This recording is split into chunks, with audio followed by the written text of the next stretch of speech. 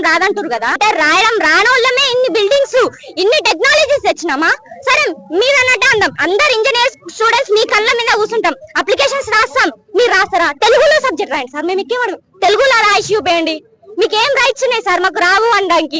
వచ్చి చూడండి సార్, ఉన్నదాన్ని ఇంప్రూవ్ చేయండి, లేనిది తెచ్చి మాకు పెట్టకుండా తలకాయ నొప్పులు. అంతగానో మా ఎస్బిటెడ్ స్టూడెంట్ అంటే డిప్లొమా స్టూడెంట్స్ ని ఇంప్రూవ్ చేయాలంటే ఫస్ట్ ఫీ రీయింబర్స్మెంట్ ఇవ్వండి సార్. నాకు ఇవ్వలేదు సార్, ఇక్కడ ఎవ్వరికి ఇవ్వలేరు, ఒక్కరికి రాలేదు, అది ఇచ్చి చూపేయండి. మీకు అంతగానం ఇంప్రూవ్ చేయాలని ఉంటే లేనిది తెచ్చి శక్తి స్కీము దీన్ని మీరు ఫస్ట్ నుంచి చదువుకుంటూ రావాలంటే వాళ్ళు చదువుతారు సార్. పోలీసు వాళ్ళు వచ్చి అసలు ఆడ ఒక్క లేడీ కానిస్టేబుల్ లేదు, ఒక్క షీటీం లేదు, అసలు గర్ల్స్ చెయ్యండి కేసులని నేను అడుగుతున్నా.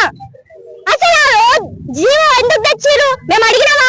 నీకు అంతగా మార్చాలని ఉంటే కొన్ని కాలేజీలలో లెక్చరర్స్ లేరు, ఏమంటారు కంప్యూటర్స్ లేవు, ఫ్యాకల్టీస్ ఎవరు లేరు, అవి చూడండి సార్. ఫస్ట్ ఉన్నదాన్ని గెలుకుమని అంటలేము మేము, ఒక మంచి స్టడీస్ ని ప్రూవ్ చేయడానికి మాకు చేయండి సార్. మాకు రాయనికి రాదు, ఏం రాదు, ఆయనకు వస్తా ఫస్ట్ నేను అడుగుతారా రేవంత్ రెడ్డికి, ఆయనకి ఏమైనా వస్తా? నేను కల్లోపడితే నాగర్ కర్నూలు డిస్ట్రిక్ట్ నాది, మా ఊరు పక్కనే ఆయనది. వస్తా ఏమైనా? చదవనికే రాదు, ఇంగ్లీష్ మాట్లాడనికే రాదు. మా తమ్ముళ్ళు మాట్లాడతారు, 4th 5th క్లాస్ వాళ్ళు మాట్లాడతారు, చదవనికే రాదు, ఏమి రాదు. మళ్ళీ మాకు వచ్చి అది అంటుండు పెద్ద వద్దు.